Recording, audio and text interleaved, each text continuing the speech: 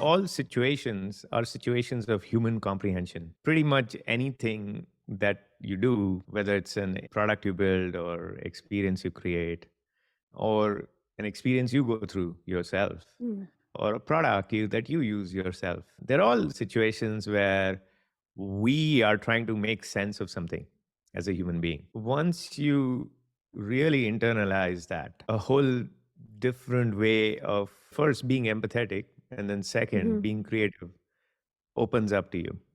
Now, the way you can think about is, here's a human being, or here's a set of human beings. They are exposed to this stimulus, whatever the stimulus might be. What do we expect to happen? How do we expect this human being to react to this stimulus?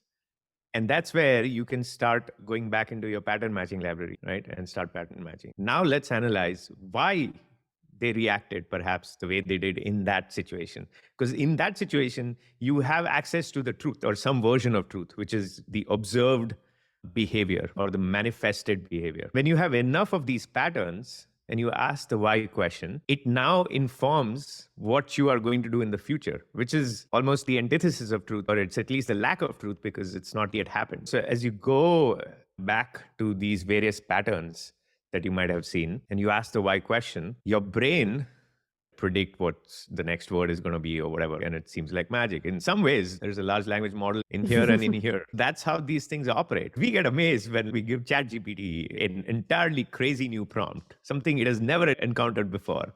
And Yeah. it produces sometimes something plausible. Sometimes it's funny. Sometimes it's really low quality. But at times it's like, hey, it's better than an average human being could. So it's getting something right. And the point is, we all have that capacity that when given this new prompt, which we haven't seen before, we can start looking at past patterns. The model already knows. So it's not like we have to do this sequential search through all of our life's history, because that Mhm. would take forever. But the key here is, if you somehow get in the habit of asking the why question regularly, why does this happen? Why does this product do this thing in this way? Why is this email signed off with this greeting?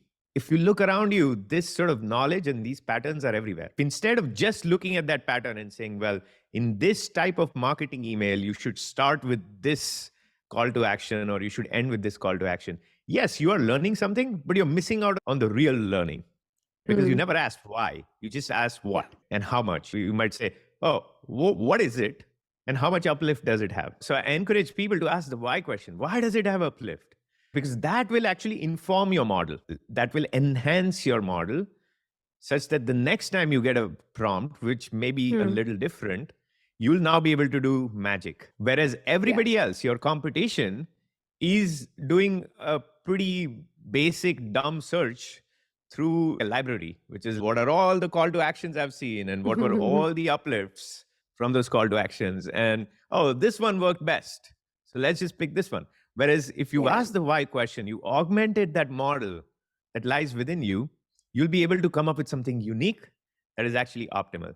Right. So that is the key to progress. It's the key to empathy. It's the key to creativity in Mhm. any field. It's not just tech products.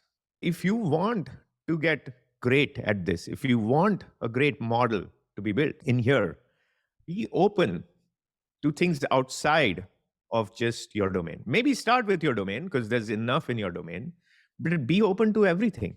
You are at a concert, right? Why did they organize it this way? Why this sequence of songs? Why these costumes? You're at a sporting event.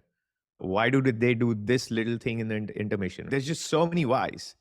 But you Yeah. have to go back to, they are trying to create an experience that human beings can comprehend. And that is your job. How do you enable an experience that the human beings you're serving can comprehend in the best possible way?